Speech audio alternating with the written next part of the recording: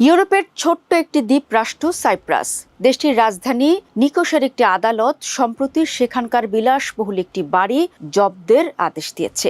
দূরের এই আদেশ আমাদের জন্য গুরুত্বপূর্ণ কেন জানেন? ওই বাড়িটির মালিক বাংলাদেশের অন্যতম আলোচিত শিল্পগোষ্ঠী এস আলম গ্রুপের কর্ণধার সাইফুল আলম। দর্শক, এস আলমের বিরুদ্ধে ব্যাংক জালিয়াতির মাধ্যমে ঋণ নিয়ে বিপুল পরিমাণ অর্থ বিদেশে পাচারের অভিযোগ রয়েছে।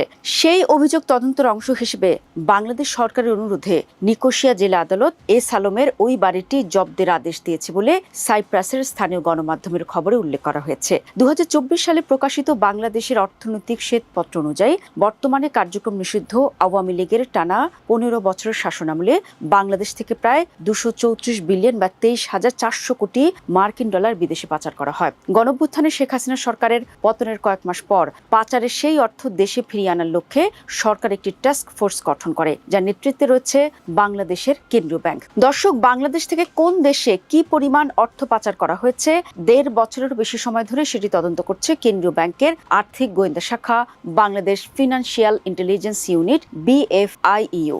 অনুসন্ধানে এখন পর্যন্ত 1.5 ডজনের মতো দেশ ও এলাকার নাম পেয়েছে তদন্তকারী কর্মকর্তারা। সেগুলো হলো যুক্তরাজ্য, America, Canada, Switzerland, Australia, Cyprus, সংযুক্ত আরব আমিরাত, সিঙ্গাপুর, মালয়েশিয়া, চীনের Hong Kong, Thailand, Philippine, Bharat, Luxembourg, British Virgin Islands, যুক্তরাজ্যের সাথে সম্পর্কিত একটি স্বশাসিত অঞ্চল আইল অফ ম্যান, ব্রিটিশ আইলসের অন্তর্ভুক্ত দ্বীপ জার্সি, ইংলিশ চ্যানেল অঞ্চলের দ্বীপ গার্নসি এবং ক্যারিবিয়ান অঞ্চলের দ্বীপরাষ্ট্র সেন্ট কিটস অ্যান্ড নেভিস।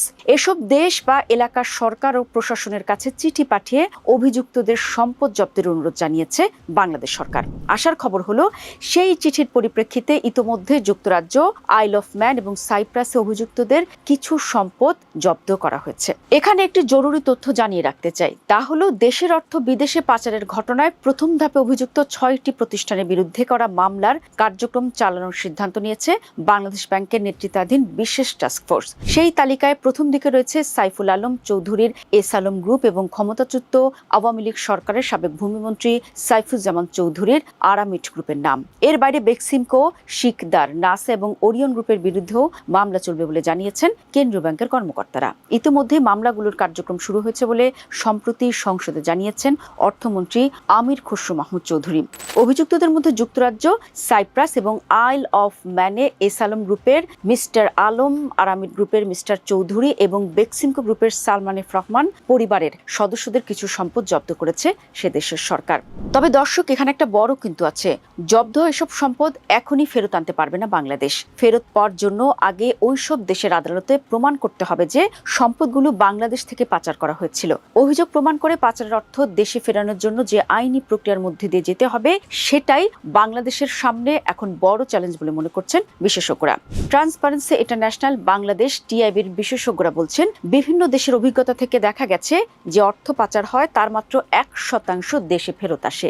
এই যে 1% ফেরত আসে, সেটির জন্যই দেখা যায় গড়ে 7 থেকে 20 বছর বা তারও বেশি সময় লেগে যায়।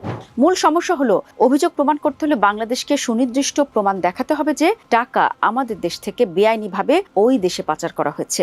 কিন্তু এক্ষেত্রে সবচেয়ে বড় যে সমস্যাটা, সেটা হলো এখনো সেভাবে সুনির্দিষ্ট প্রমাণ আসলে জোগাড় করা সম্ভব হয়নি। সামনের দিনগুলোতে অর্থ পাচারের তথ্য প্রমাণ জোগাড় করা সহজ হবে না বলে মনে করেন অর্থনীতিবিদরা। কারণ অর্থগুলি অন্য দেশে ঢুকেছে বিনিয়োগ হিসেবে, আর সে বিনিয়োগটা গেছে তৃতীয় আরেকটি দেশ হয়ে। সুতরাং যথাযথ তথ্য প্রমাণ দেখে সেটা প্রমাণ করা কঠিন এবং কষ্টসাধ্য হবে।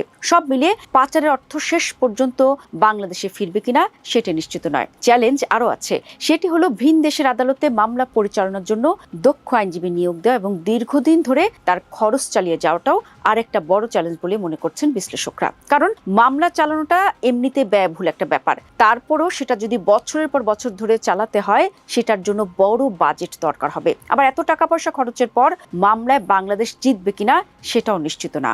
পাচারের সম্পদ ফিরিয়ে আনার ক্ষেত্রে আরেকটি বড় চ্যালেঞ্জের জায়গা হচ্ছে দুই দেশের আইনগত ভিন্নতা। এক্ষেত্রে গন্তব্য দেশের সঙ্গে বাংলাদেশের আইনগত সহায়তা চুক্তি না থাকলে পাচারের অর্থ ফেরানো কঠিন হবে বলেই মনে করেন কর্মকর্তারা।